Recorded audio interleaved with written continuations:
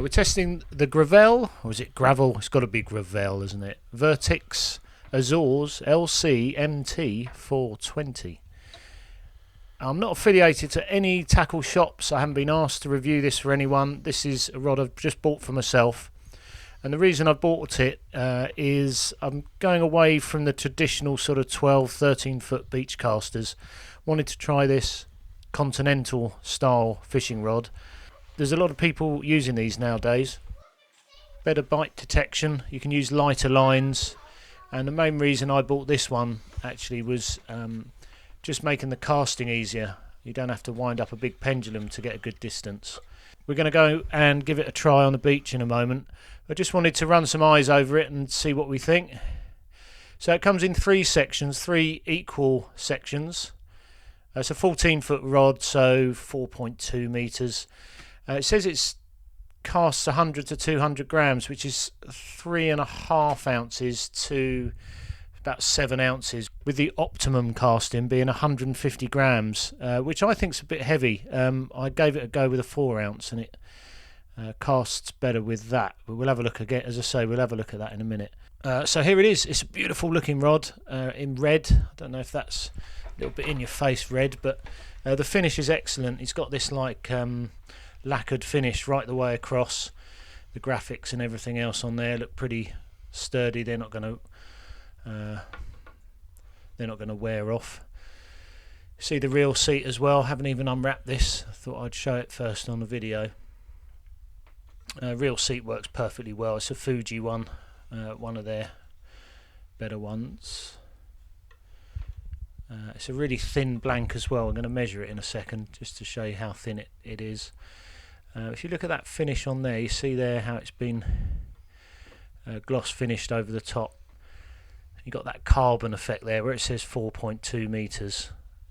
It's got like a little carbon weave section there, and all the joins have been beautifully whipped. And the action, I'll show you the action in a slow-mo video when we go out fishing with it, but it's meant to have a spliced mixed tip, so it's a high modulus carbon blank, is what it says in the blurb. It's suitable for overhead or off the ground casting. You can't actually pendulum cast with these really. You don't need too much power to cast a good distance with these. Tip section's really nice, you can see there, and the rings are just perfect. Beautiful condition rings those, and obviously with the small eyes as you have with Continentals. Small rubberized sort of handle. And it's got a really hard metal base to it as well. That's the bit that you'll be putting down on the beach a lot. It's going to see a lot of abrasion that size. See it on the end there. That looks good quality on there. Nice. I think it's like an anti-vibration, couple of anti-vibration ring things there as well. Yeah, but first impressions is a beautifully well put together rod. Really light, nice and thin. They call those the Fuji rings are LC low rider guides, so if you know a bit more than me you'll probably know what sort of level those are. As you can see, pretty good. And the first rod ring itself, give you an idea of the size. This will be the first rod ring on the second section. About 6.5 centimeters going up there. That works. Nice little touches. This is like a rougher section of the rod, so it hasn't been lacquered, and that's obviously for when you put the 2 sections together. You can get a better grip on it. You might be doing that in the wet and stuff like that. So spigot joints there, giving yourself a little bit of a gap. You can see. Very nice vertex graphic there against the black. Just feels really well balanced. Light. There's a little close up there of one of the Fuji rings as well.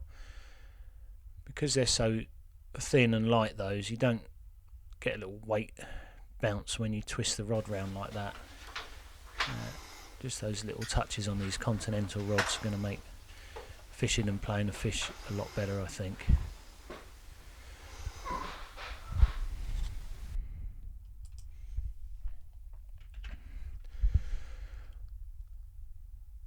So I actually got this one from Veals.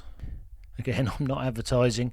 They haven't paid me to say this. I'll be as honest as I can with these reviews.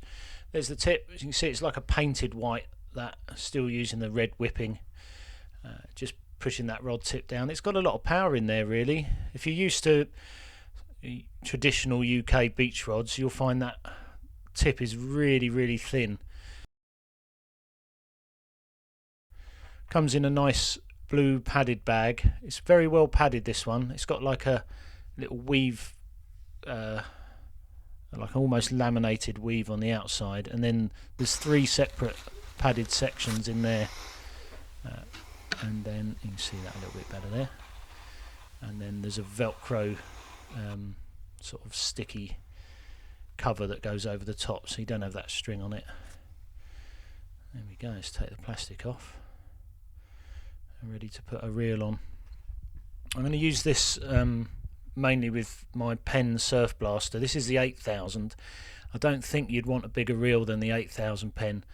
You might find that something like a 7000 is better.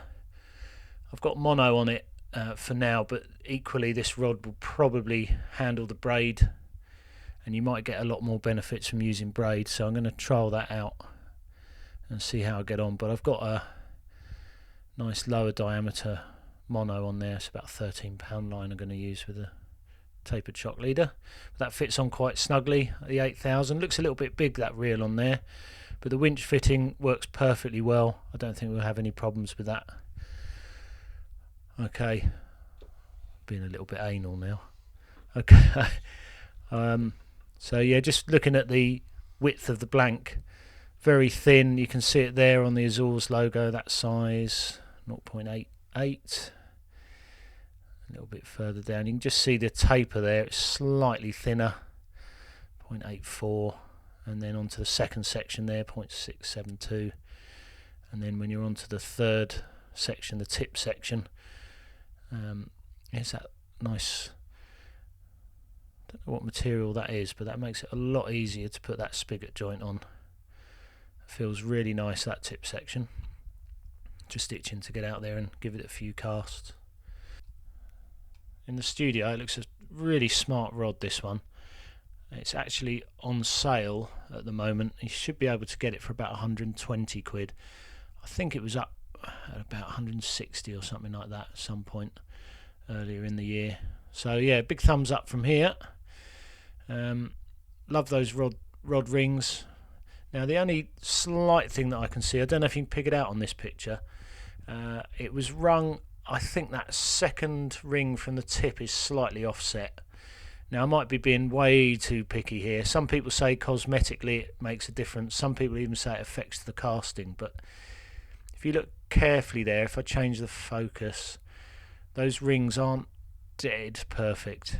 Now with a tackle company like Veals, I could easily send it back and I'm sure they'd just send me another rod straight away. So you may well get a rod that isn't perfectly run. I mean, that's enough. I can go and fish with that and I'm not going to send it back. But if I had to give one negative about the first impressions of this rod, it would be that. Just going to weigh it up here as well, and there we go. Lovely looking rod. So yesterday I went out with Brian Pask. He's a local sea angling coach. He also does beach casting coaching as well. Put me through my paces. He's absolutely brilliant. Really gave me a new enthusiasm for casting. There's a couple of my ropey looking casts.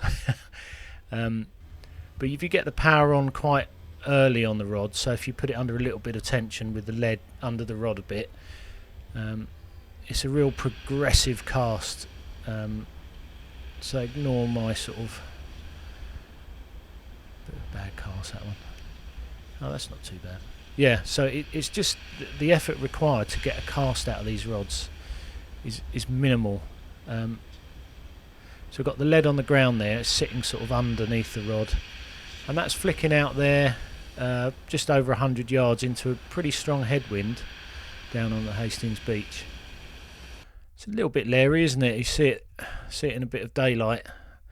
It's not quite a stealth rod, but I was using 3 and 4 ounce leads, and it absolutely flies, and there's not much difference in a 5 ounce to your 3s. So that's the other positive about Continental rods. You can use a 3 ounce lead, still get some really good distance. Not quite as good as Brian yet, but what he's showing me there is trying to get my left elbow up. We're going to do a section on casting, one of our other videos. So see what he's doing there is putting the lead underneath. But it's so light, and that's a 3 ounce lead. I'm hardly putting anything into that. Drawing it forwards, and out it goes. It's almost like casting a big spinning rod, really, with a 1 ounce lead. So yeah, by this point I was absolutely hooked. I think they're great.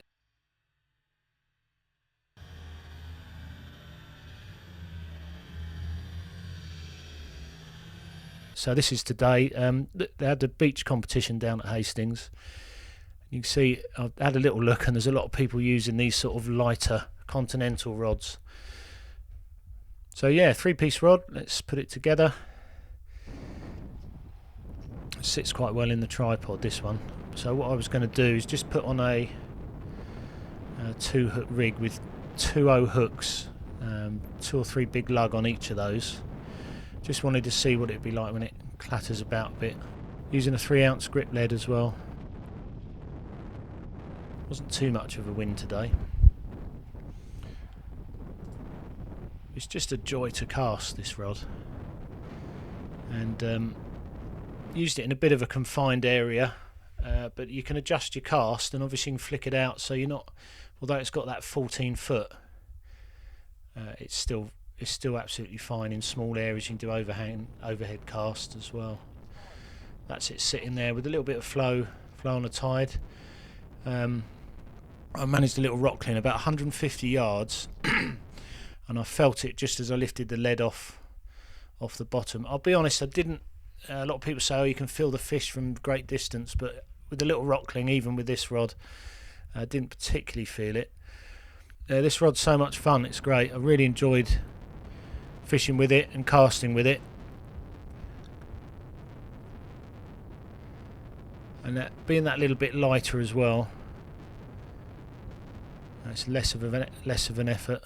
So yeah, I hope this review's been of some benefit to you. We do the occasional sea fishing review along with the other bits. We do rig making on this channel.